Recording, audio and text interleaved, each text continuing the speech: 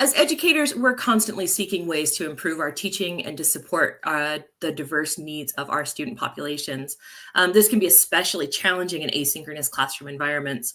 So we asked the question, what if we could personalize education for every student, catering to their unique needs and learning styles? And with AI, that has become a reality. So today we're going to be exploring how AI can empower us to put our students at the center of the learning process.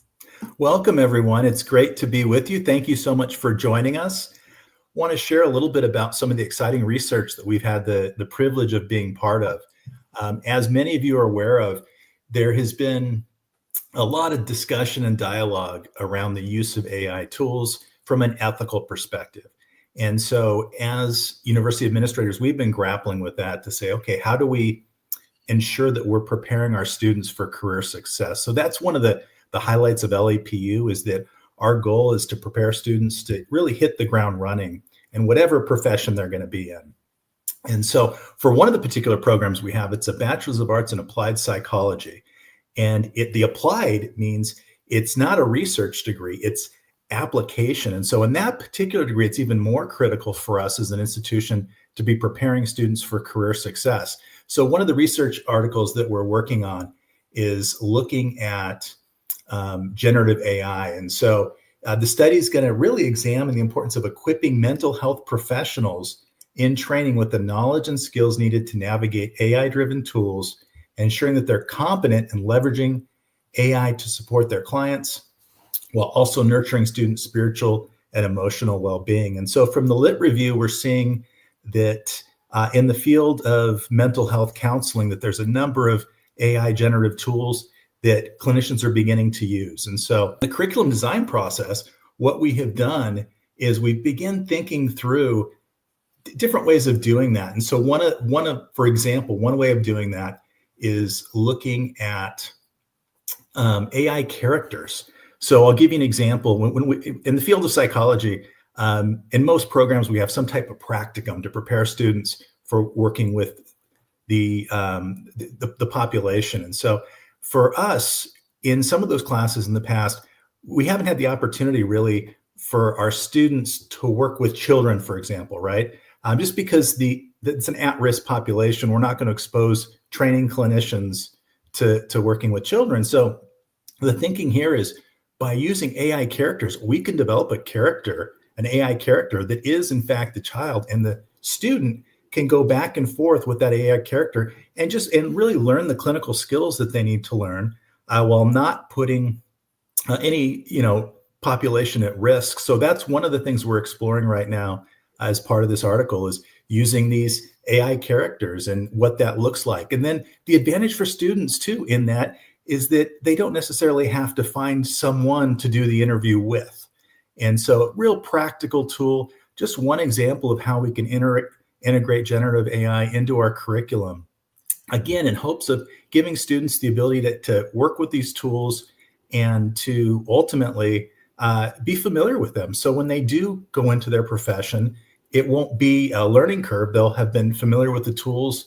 And so we're working on integrating that. We're also looking as an institution on using generative AI in our curriculum development process in general as an institution. And so that's been a big move forward for us. As a matter of fact, even looking at subject matter experts, we're saying, okay, can we use generative AI to serve as a subject matter expert in some ways? And so we're trying to really take a step back.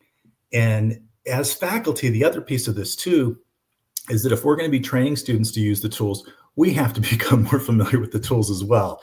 And so for me, in this past year, I've been personally just using a lot of tools and getting familiar with them, but I've been so impressed with some of the tools that we have that are available for us.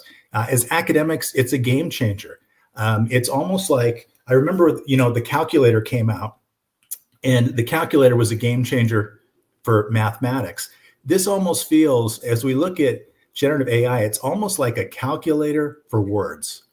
You can put paragraphs in. So I can take paragraphs, put them in, and ask ChatGPT or another AI generative source to paraphrase that or summarize that or list it. It's just amazing at how much more efficient I can be as an academic by using some of these tools. So I've been learning that.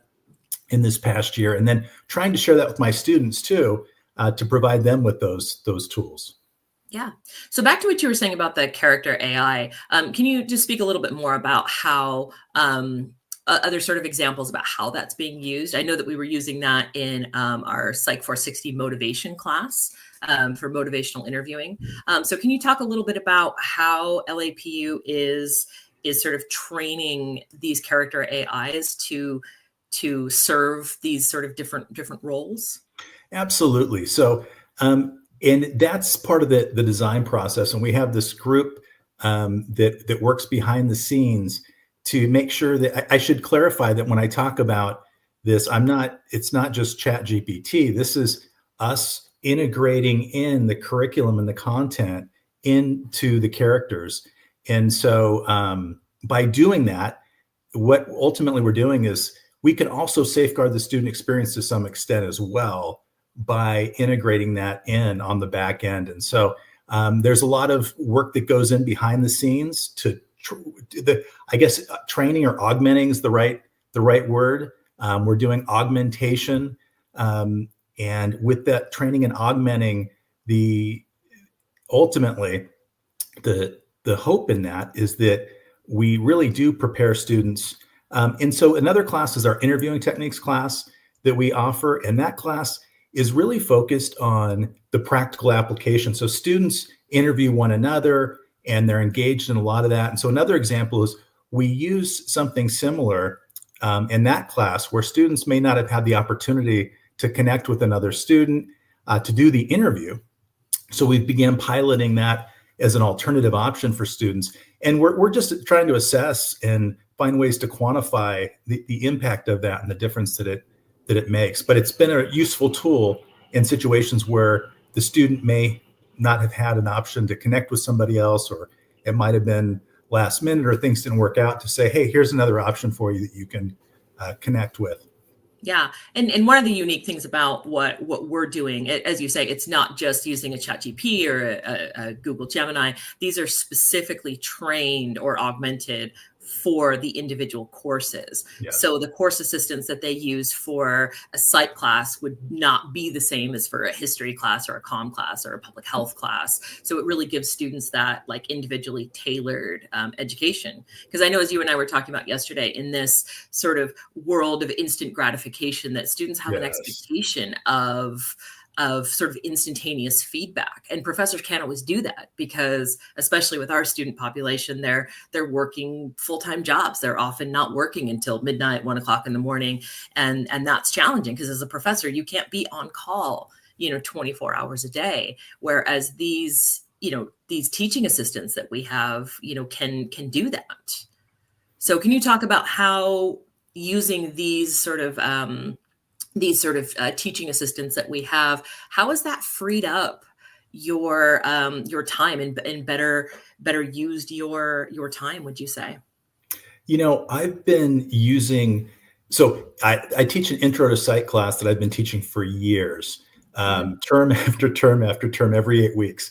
And so we did a pilot in that class with the basically a chat bot, but it's not like you're talking about there. We call it Spark. So Spark is in the class and students can ask Spark anything. It's a generative AI tool.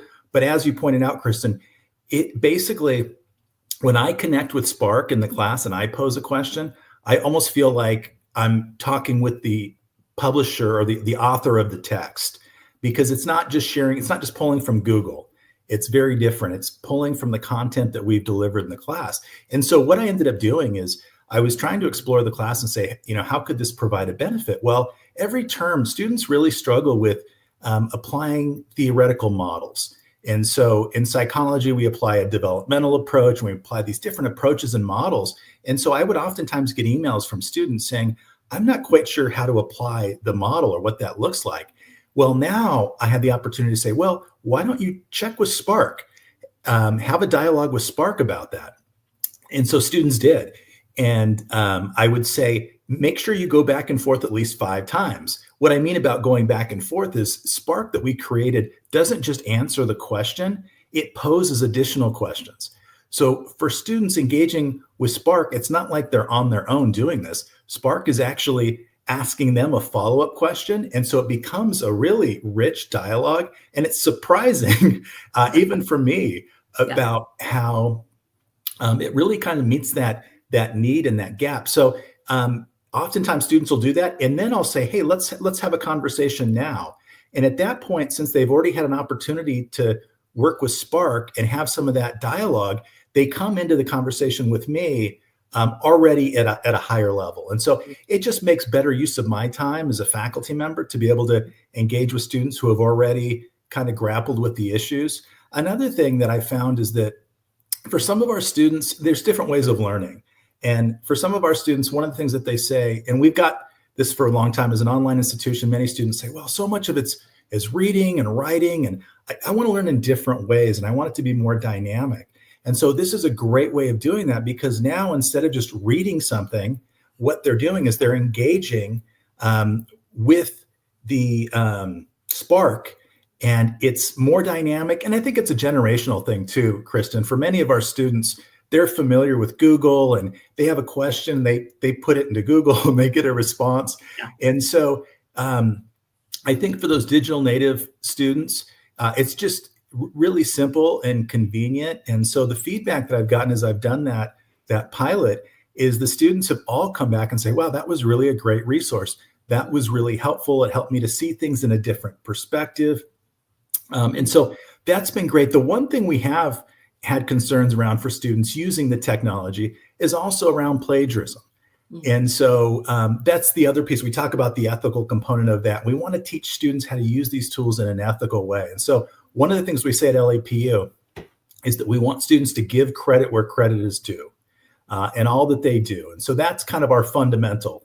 And so if they're engaging with Spark in the class, we want them to give credit to just list that's where they got that resource. And so the other thing too that we've been working with students on is, again, just acknowledging that there are tools out there that students are going to be using that have generative AI, and helping them to use those tools responsible by having some conversations around how they're using the tools, and really assisting students to use those tools for critical thinking. So the other thing about LAPU, most of our rubrics, when you look at our assignments and our discussions, it's all about critical thinking. We want students to be critically thinking and grappling about issues. Our concern, and I think the concern of many in academia, is that students aren't going to be doing that critical thinking anymore. They're going to copy and paste from a source. And so part of our role, I think, is helping students to use those resources, but also to continue to use their active voice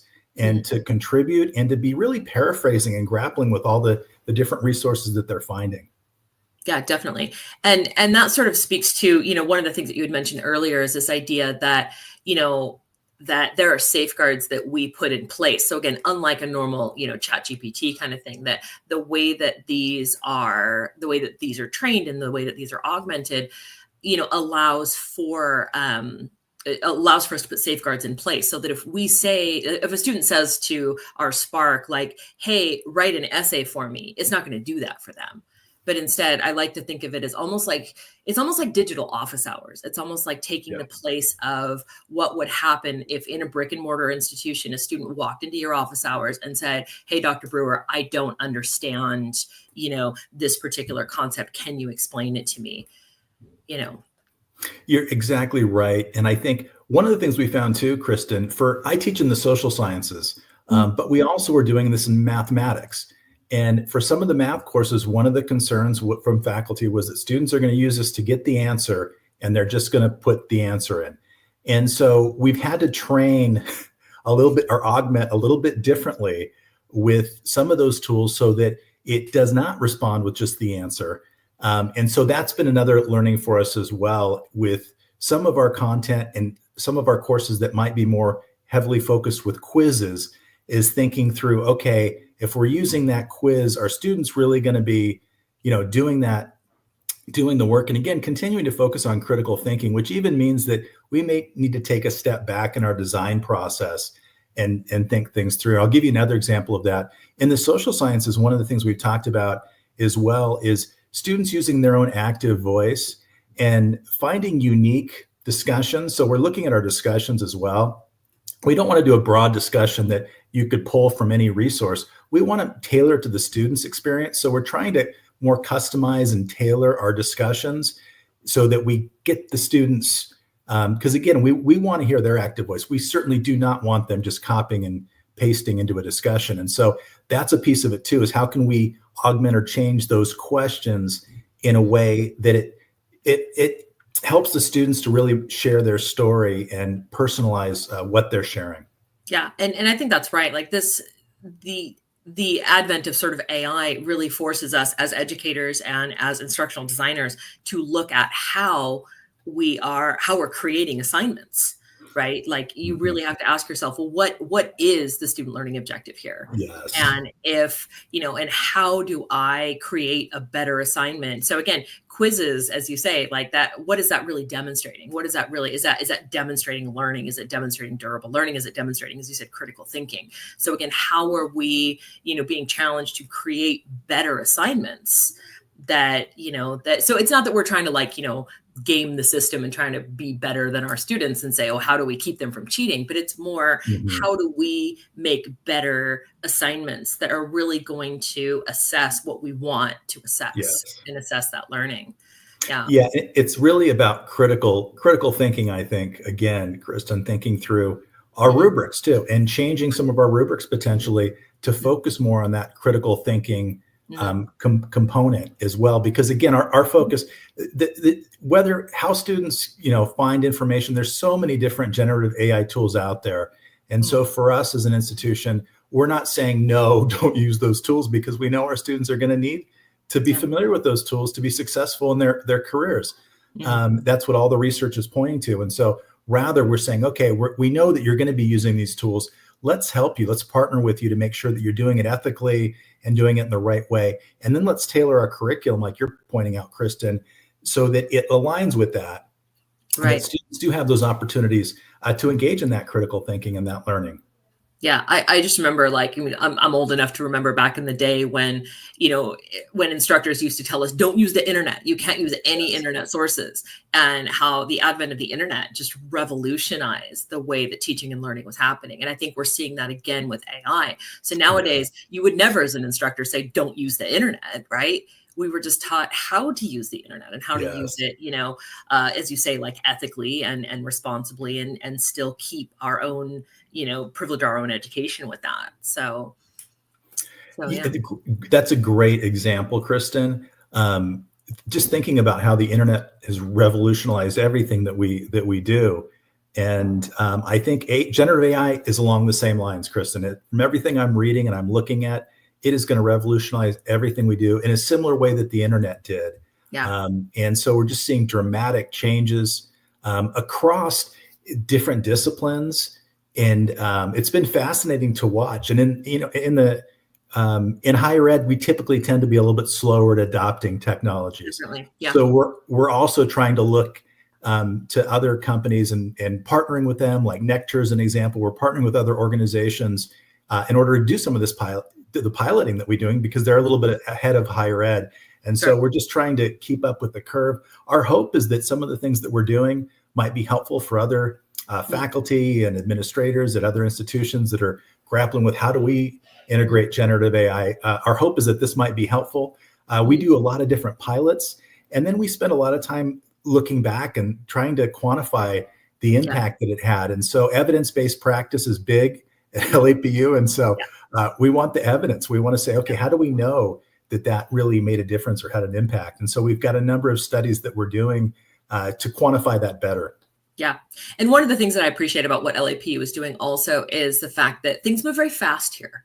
So faster than any other institution where I've ever worked, where things don't sit in committee for a long time. When decisions are made, like let's go forward with this, and as you say, let's figure it out, and then we can gather the data and study that data, which I really appreciate, because as you say, I know we're talking about this will revolutionize, but I would even say it's here, it's already, so we can't really be wasting as educators a lot of time thinking about the theoretical implications of things. I think it's important, as you're doing in your classes, to just jump in and to say, let's try this and get student feedback and instructor feedback Yeah. and see what's going to work. And Yeah, we can do that. As a small private institution, there's not a lot of bureaucracy that we have to, or very true. red tape to get through. And so that's our competitive advantage as a small Mhm. institution. And we have this amazing director, Mhm. Dr. George Hanshaw, who continues to push us to continually be looking at what's happening in terms of current trends, Mhm. to continually be piloting things. So again, that's our competitive advantage as a small private institution, is that we can do these things.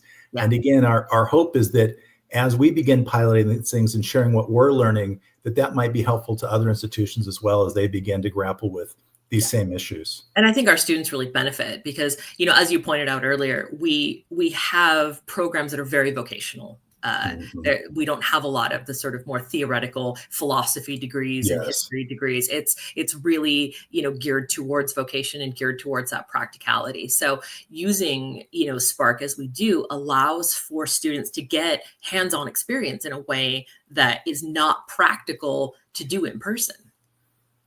So from a psychology perspective, as you said, it's not just, hey, they can work with children, but they can work with, okay, create a child who has this learning disability, Yes. or has this these emotional issues, or has certain blocks, or and you can program in sort of personality traits, so that instead of just kind of working like back in the 80s playing computer chess, that these have real nuance to them. Yes. And you can create, because you don't want to put undergraduates in vulnerable populations. No.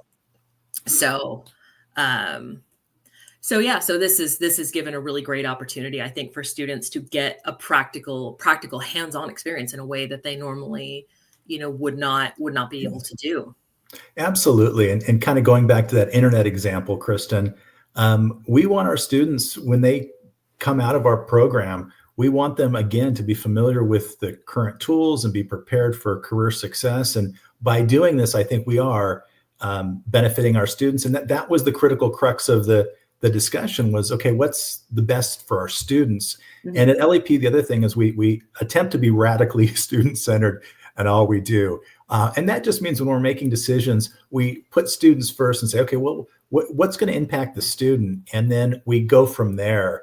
And in this case, we just felt like, we cannot not educate our students on generative AI and provide them the opportunities to experiment with these tools when we know that that's going to benefit them career wise. And so I'm glad that we've had an opportunity to move forward with a number of different pilots, Mhm. and they've been really positive as well. And I think we're just continuing to see the positive impact that generative AI can play in higher education, and still grappling with, what does that look like, and how do we? So we're still addressing the ethical issues and having those conversations while we're engaged in a lot of these Mhm. pilots moving forward. Yeah, because we can ask students, we can get feedback from instructors, so rather than, as I said, just doing things on the theoretical side and trying to figure out, hey, what do we think might maybe perhaps work? We do it and then say to the students, well, how did that work for you? How did that feel? To the instructors, how did that work? How did that feel? And as you also pointed out, gathering data about this, to be very sort of data driven in the way that we make these, and hopefully, as you also mentioned, being able to help other institutions who might not have the level of transparency that we do here, so that we're able to kind of do things quickly and efficiently. So yeah. So, and what have you found that your students have said? Like, what sort of feedback I mean, I know you're an assistant dean for us. So what are your faculty saying to you? What are your students saying to you about, our course assistants and these, characters that we work with, the AI characters? What feedback are you getting? Yeah, I think it's mixed to some extent. And I think I had shared Mhm. the one concern of amongst our faculty again continues to be they want students to do the critical thinking, and they just want to ensure that students aren't going to copy and and paste from the resource. And so we've continued to have some discussions around that. But in general, when you look at the student responses, it really changes the whole dynamic for a student, because just think about it as 24/7 support. They've, with what we're integrating and going back to having Spark, right, in that room. That means at 9 o'clock at night, if they've got to finish a paper, and our students, I should talk about our student demographic too. Our students are working professionals in a fully online environment. Many of them have just a lot of different obligations, and they're trying to balance all of these different things. And so oftentimes they may not have the time to get to an assignment. And then when they do, they've got a short window to get it complete. And so in this case, even if they can't reach me as the instructor, they can have that conversation. And so for our students, many of them have said it's really just been great to have that tool and that resource for when I need it. It's kind of, we've talked about on demand, Kristen, and how, students want information right now. If they do a submission, they want it graded quickly. That's just part of our culture. And I think by integrating this resource, it's really helped to bridge that gap for a lot of our students. And they've just felt grateful that they've got an additional tool to provide them support. And some of the comments too, that students have been a little surprised at the tool's ability to engage with them. And they kind of thought, okay, this is just going to be me posing a question. But I think the dynamic part of it where Spark actually asked them a question back to get more feedback, that part, and that blows my mind too. That really is like, wow. It's Socratic, like I said, as if you were really in your professor's office having a Socratic conversation, with your instructor. Yeah. So it's really powerful, and it's on demand anytime for them to do, 24/7. Yeah. So, and I think that's the way we're headed as an institution too. We're looking at how higher education is going to be changing, and student interest and needs, and looking at that kind of on-demand model and trying to figure out how do we respond in ways that students are looking for versus kind of the traditional model. We build it and they come. Today's a new day, and students have so many different opportunities, and there's so many different institutions that they can attend that for us, we continue to think about, okay, how can we compete in this marketplace? And one of the ways that we compete is by this personalized attention to students. That's a big focus that we have. And also our focus on just preparing them for career success, providing them access to all the tools that they're going to need to be successful. So this is all part of a bigger strategy, I think, for LAPU. Mm-hmm. Yeah. And as you sort of alluded to, just removing those barriers to education that adult non-traditional learners often have. That, if you're a traditional undergraduate, you attend a brick and mortar institution where this is your full-time job and your professor's there at the same time you are, and you can pop by and grab coffee with them. And our students don't have that same experience. So I think you're absolutely right that one of the things that the AI can do in the way that we're integrating it. So we're not, again, just talking about just like generally how is generative AI doing this, but specifically how we are integrating it into our classrooms and into our assignments, can really remove those barriers to education. Yes, and we're hoping that we can make the education to be more dynamic and engaging for students as well. And I think this is one tool that's certainly gonna help with this. But education's evolving, and we're continually thinking about how do we, in an asynchronous environment, how do we create community? What does that look like? Community is huge in an asynchronous, right? Because you maybe drop into a discussion and you kind of say like, hey, I don't know if you've seen that meme that's like, I like bread. Craig, I see you like bread. I like bread too. So sometimes the discussions aren't as necessarily, as you say, as dynamic as they could be. But I think with the integration of Spark and our sort of personalized, class assistants and things like that can really hopefully, raise up that level of discourse in our classes. Absolutely. Yeah. And have you found that it has sort of freed you up to have higher level conversations with students? I have. Absolutely. I think some of the fundamental questions that I formally got from teaching this, and again, I'm just speaking anecdotally, on my behalf, but I'm probably at 25 students, every 8 weeks. What I've noticed, one of the things I've noticed is that the questions that I'm getting are a little bit different.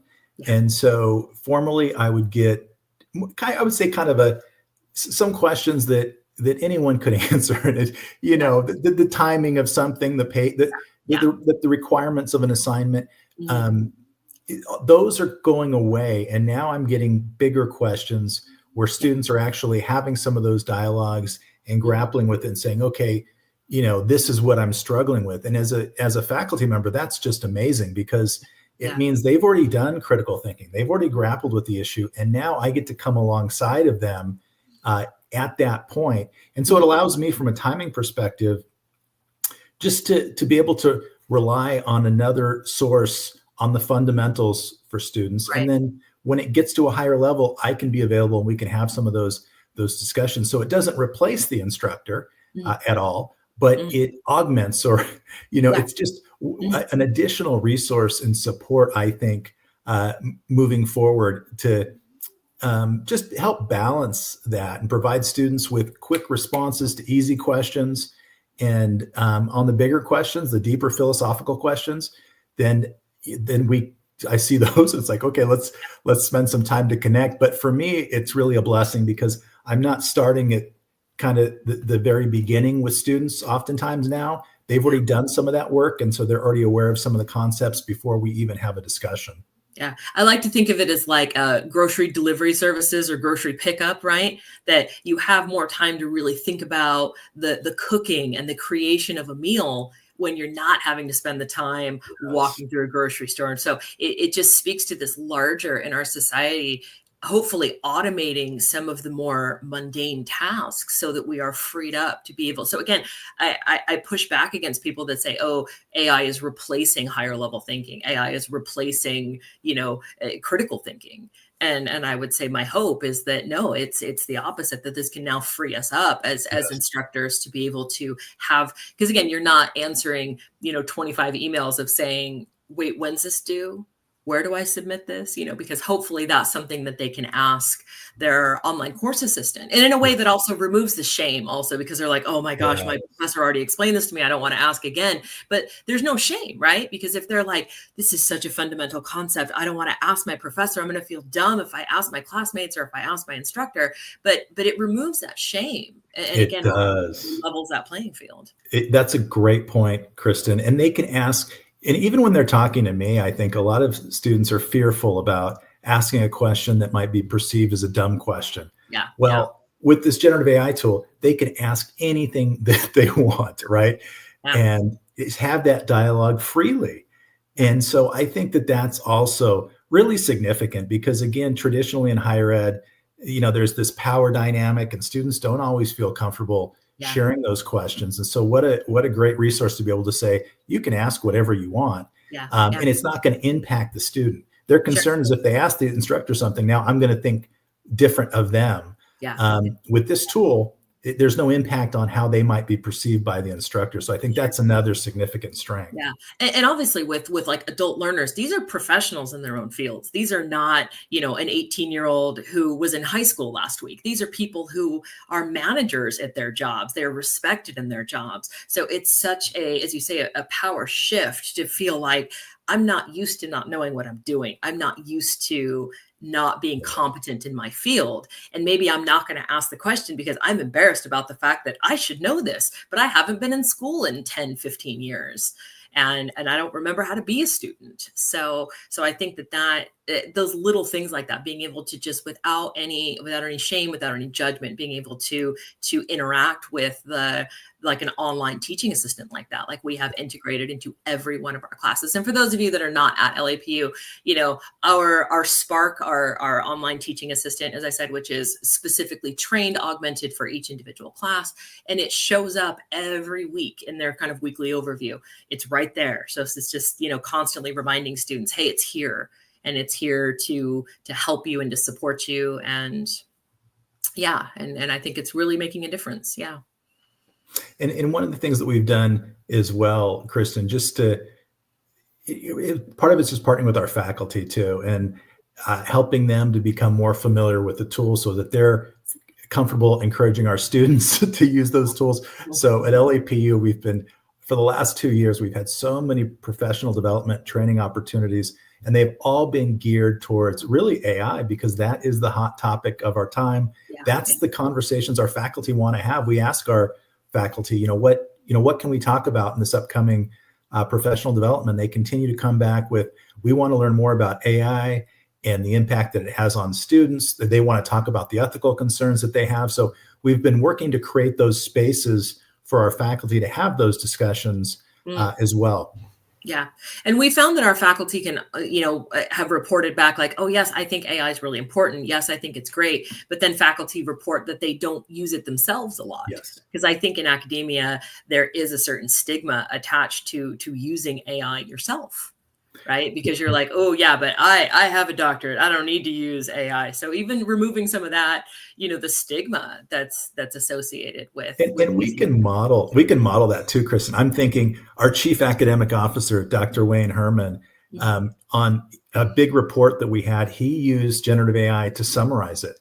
And then he sent it out to us and said, hey, I use generative AI and I summarize. So part of it too, I think for us as academic leaders is we can begin using those tools and sharing that to take away that sense of shame. I know I felt that at first when I was using ChatGPT. I'm like, oh, is this ethical? Am I being honest and kind of I should know this. I should do this myself, right? Yes. Yeah. And so I think when my supervisor began sharing with me how he was using these tools in his work, it really freed me up to begin doing the same with my direct reports. And so I think that's part of it. It's a cultural shift. And if we can get leaders on board that begin modeling how to use some of these tools, I think it takes away a lot of that concern and the stigma around it. Yeah. Yeah. So even like we say, it's happening all over in professions. Like, should a professional chef, use a microwave? It's these tools are available, and it's okay to embrace change because our students are doing it. So yes. Yeah, definitely. Any other sort of closing thoughts that you have for us today? So yeah, thank you so much, Kristen, for partnering on this presentation this morning. I think in closing, my encouragement for folks in higher ed and in academia is just to begin to experiment with some of the tools. They are amazing. And like I said, I've been experimenting a lot in this last year and have just learned so much.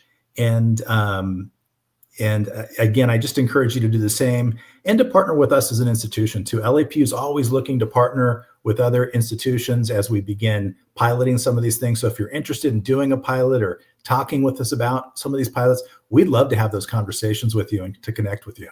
Yeah. And also to utilize, what we're doing with our AI center that we, if anybody ever wants to publish with us or work with us, our AI center has some fantastic resources for professors and institutions. Yeah.